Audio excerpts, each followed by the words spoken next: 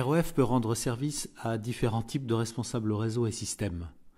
Le contrôle d'audit de configuration, la surveillance d'erreurs au niveau radio ou authentification, la configuration même des équipements, ou tout simplement l'exploitation de statistiques d'utilisation de telle ou telle partie du réseau mobile à des fins de mise à jour ou de facturation interne par exemple.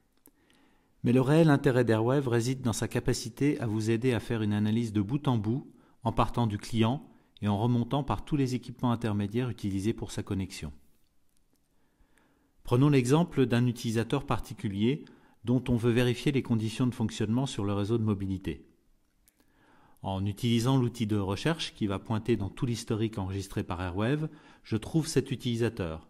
pour lequel je suis en mesure de déterminer le ou les périphériques utilisés lors de ses connexions, le rôle qui lui a été attribué, sa MAC adresse, la borne sur laquelle il a été vu, le SSID sur lequel cet utilisateur s'est associé, le VLAN, la méthode de modulation utilisée, la date et l'heure de connexion et pour combien de temps, ainsi que son adresse IP.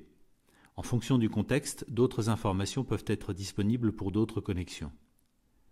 Du point de vue troubleshooting, je peux vouloir essayer d'obtenir des informations plus détaillées sur le chemin de cet utilisateur.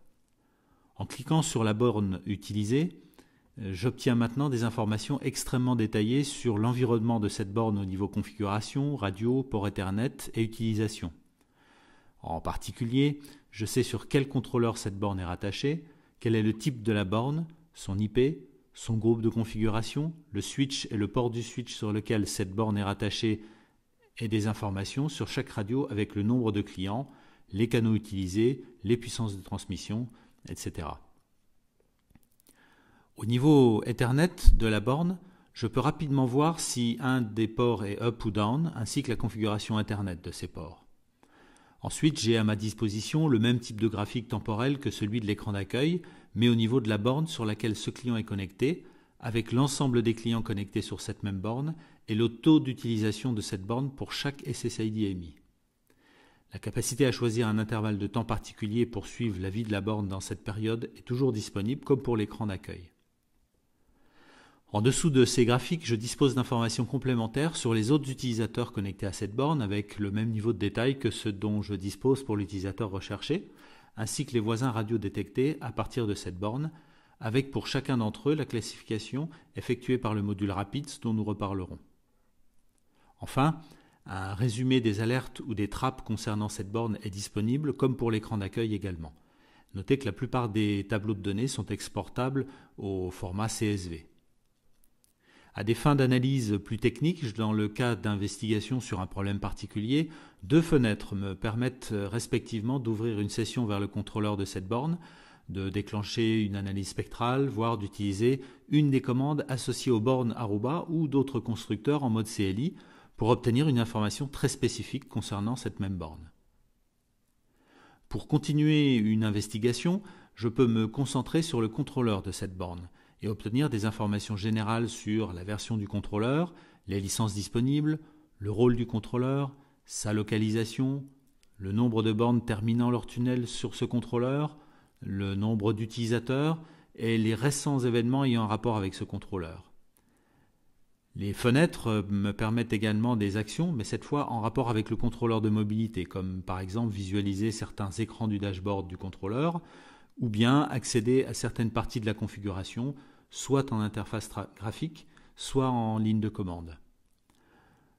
Plus bas, je dispose du détail de toutes les bornes terminant leur tunnel sur ce contrôleur, avec de nombreuses informations d'appartenance au AP groupe du contrôleur, au groupe d'Airwave, au folder d'Airwave, ainsi que des informations sur le fonctionnement des radios de chaque borne.